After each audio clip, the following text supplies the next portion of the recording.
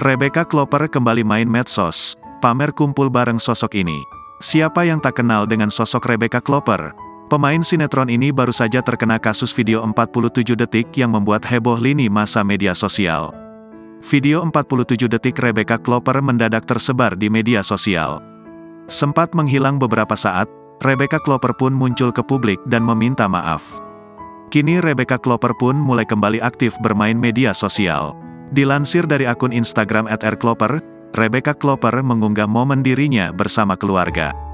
Tampak ayah Rebecca, sang ibu, dan adik bungsunya bersama dengan sang artis. Terlihat mereka berempat berpelukan erat dan tersenyum. Dalam unggahan itu, Rebecca Klopper hanya menyematkan emotikon hati dalam caption unggahannya. Netizen pun juga tak ketinggalan memberikan komentar atas unggahan Rebecca Klopper ini.